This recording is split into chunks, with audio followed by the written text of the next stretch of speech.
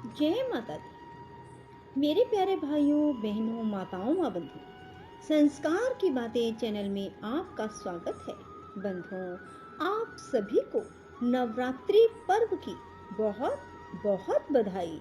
बंधुओं, आज मैं अपनी वीडियो में आपको सुनाने जा रही हूँ नवरात्रि में रोजाना सुनी जाने वाली पावन कथा। बंधुओं, जिसे सुनने से माँ भगवती की आप पर विशेष कृपा होगी, आपके सभी काम बनते चले जाएंगे।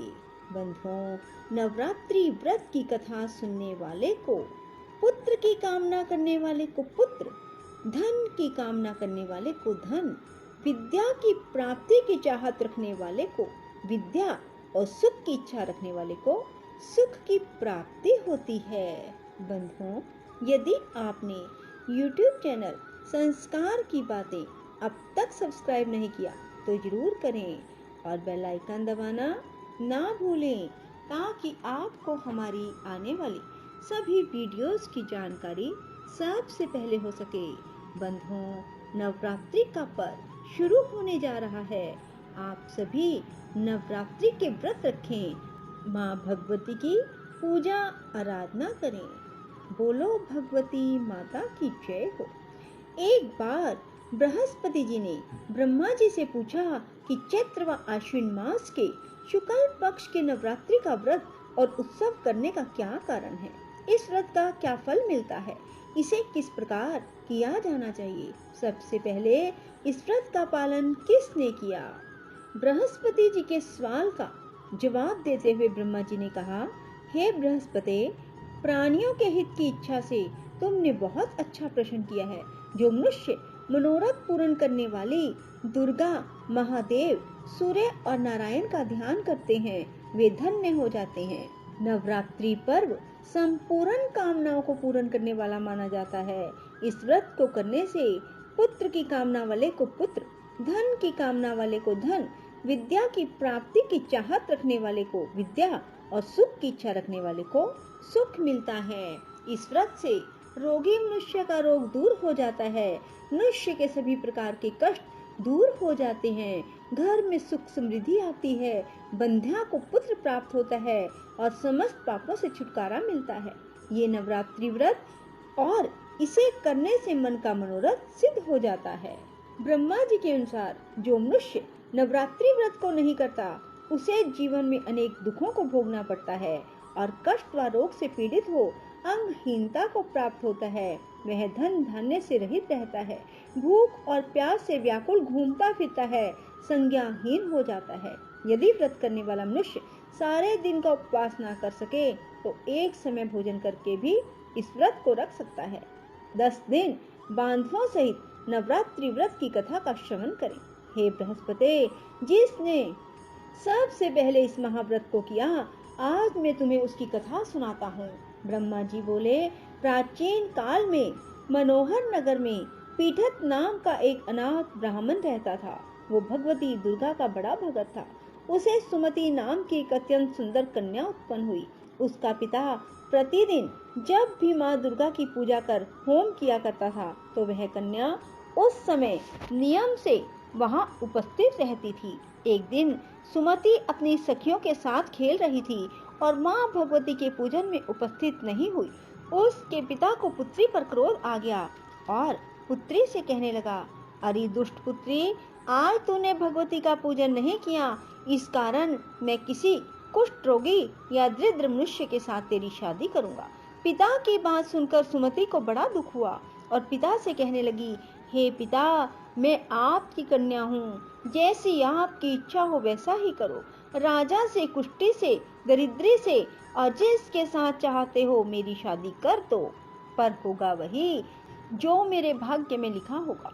मेरा तो अटल विश्वास है कि जो व्यक्ति जैसा कर्म करता है उसे वैसा ही फल प्राप्त होता है, क्योंकि कर्म करना मनुष्य के अधीन है और फल देना ईश्वर के अधीन है। इस प्रकार कन्या के निर्भयता से कहे हुए वचन सुन उसके पिता को और अधिक क्रोध आ गया।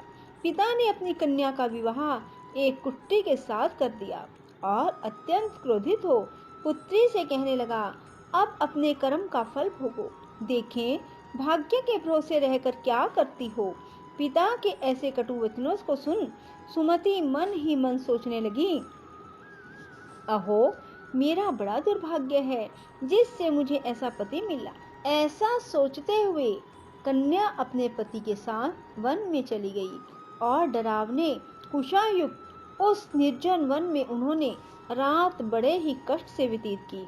उस कन्या की ऐसी दशा देख देवी भगवती प्रकट हुई और उन्होंने सुमति से कहा, हे दीन ब्राह्मणी, मैं तुमसे प्रसन्न हूँ, तुम जो चाहो वरदान मांग सकती हो। भगवती दुर्गा का यह वचन सुनकर ब्राह्मणी ने कहा, आप कौन हैं? ब्राह्मणी का ऐसा वचन सुन देवी ने कहा, मैं आदि शक्ति भगवती हूँ, मैं ही ब्रह्म विद्या और सरस्वती हूँ। हे ब्रह्मानी, मैं तुझ पर तेरे पूर्व जन्म के पुण्य के प्रभाव से प्रसन्न हूँ। तुम्हारे पूर्व जन्म का वृतांत सुनाती हूँ, सुनो। तू पूर्व जन्म में भील की स्त्री थी और अति पतिव्रता थी। एक दिन तेरे पति ने चोरी की। चोरी करने पर तुम दोनों को सिपाहियों ने पकड़ लिया और ले जाकर जेल में कैद कर दिया। उन लोगों ने तुझको और तेरे पति को भोजन भी ना दिया। इस प्रकार नवरात्रि के दिनों में तुमने ना तो कुछ खाया ना जल पिया, जिस कारण अनजाने में ही सही लेकिन तुम्हारा 9 दिन का नवरात्रि का व्रत हो गया। हे ब्राह्मणी, उन दिनों में जो व्रत हुआ उस व्रत के प्रभाव से प्रसन्न होकर मैं तुझे मनोवांछित वर देती हूँ। तुम्हारी जो इच्छा हो मांगो। इस प्रकार माँ दुर्गा के ये वचन सुन ब्राह्मणी बोली, मैं आपको प्रणाम करती हूँ, कृपा करके मेरे पति का कोढ़ दूर करो। देवी ने कहा, उन दिनों तुमने जो व्रत किया था उस व्रत का एक दिन का पुण्य पति का कोढ़ दूर करने के लिए अर्पण करो। उस पुण्य के प्रभाव से तेरा पति कोढ़ से मुक्त हो जाएगा। इस प्रकार देवी के वचन सुन वह ब्राह्मणी बहुत प्रसन्न हुई और उसके पति का शरीर भगवती दुर्गा की कृपा से कुष्ठ रोग से रहित हो अति कांतिवान हो गया। वह ब्राह्मणी पति की मनोहर देह को देख देवी की स्तुति करने लगी और माता से कहने लगी, आप दुर्गति को दूर करने वाली, तीनों लोकों का संताप हरने वाली, समस्त दुखों को हरने वाली, रोगी व्यक्ति को निरोगी करने वाली, दुष्टों का नाश करने वाली जगत की माता हो। हे अम्बे, मुझ निरपराध अबला को मेरे पिता ने कुष्ठी मनुष्य के साथ विवाह कर घर से निकाल दिया था। पिता से तिरस्कृत निर्जन वन में विचर रही हूँ। आपने मेरा इस विपदा से उद्धार किया है। हे देवी, आपको प्रणाम करती हूँ, मेरी रक्षा करो। उस ब्रह्मानी की बात सुनकर देवी बहुत प्रसन्न हुई और ब्रह्मानी से कहा, हे ब्रह्मानी, तेरे उदल्य नामक अति बुद्धिमान, धनवान, कीर्तिवान और जितेंद्रिय पुत्र शीघ्र उत्पन्न होगा। ऐसा वर प्रदान कर देवी ने ब्रह्मानी से फिर कहा, हे ब्रह्मानी, और जो कुछ तेरी इच्छा हो मांग ले। ब्राह्मणी ने कहा, अगर आप मुझ पर प्रसन्न हैं तो कृपा कर मुझे नवरात्रि व्रत की विधि और उसके फल का विस्तार से वर्णन करें। माँ दुर्गा ने कहा, हे ब्राह्मणी, मैं तुझे संपूर्ण पापों को दूर करने वाले नवरात्रि व्रत की विधि बतलाती हूँ, जिसको सुनने से मोक्ष की प्राप्ति होती है। नवरात्रि में 9 दिन तक विधि पूर्वक व्रत करें। यदि दिन भर व्रत ना कर सके तो एक समय भोजन करें। विद्वान ब्राह्मणों से पूछकर घट स्थापना करें और वाटिका बनाकर उसको प्रतिदिन जल से सींचें। महाकाली, महालक्ष्मी और महासरस्वती देवी की मूर्तियां स्थापित कर उनकी विधि विधान पूजा करें। पुष्पों से विधि पूर्वक अधर्य दें। बिजोरा के फल से अधर्य देने से रूप की प्राप्ति होती है। जाय फल से अधर्य देने से कीर्ति, दाग से अधर्य देने से कार्य की सिद्धि होती है। आंवले से अधर्य देने से सुख की प्राप्ति होती है। केले से अधर्य देने से आभूषणों की प्राप्ति होती है। इस प्रकार पुष्पों व फलों से अधर्य देकर व्रत समाप्त होने पर 9वें दिन विधि विधान हवन करें। खांड, नारियल, घी, गेहूं, शहद, जौ, तिल, बेल, दाख और कदम्ब आदि से हवन करें। गेहूं से होम करने से लक्ष्मी की प्राप्ति होती है। खीर व चंपा के फूलों से धन की और बेल पत्तों से तेज व सुख की प्राप्ति होती है। आंवले से कीर्ति की, केले से पुत्र की, कमल से राज सम्मान की, दाखों से संपदा की प्राप्ति होती है। खांड, घी, नारियल, शहद, जौ, तिल, फलों से होम करने से मनोवांछित वस्तु की प्राप्ति होती है। व्रत करने वाला मनुष्य इस विधि विधान से होम कर आचार्य को अत्यंत नम्रता के साथ प्रणाम करे, यज्ञ की सिद्धि के लिए उसे दक्षिणा दे। इस प्रकार बताई हुई विधि के अनुसार जो व्यक्ति व्रत करता है उसके सब मनोरथ सिद्ध होते हैं, इसमें संदेह नहीं करना चाहिए। इन 9 दिनों में जो कुछ दान आदि किया जाता है उसका करोड़ों गुना फल प्राप्त होता है। इस नवरात्रि व्रत करने से अश्वमेध यज्ञ का फल मिलता है।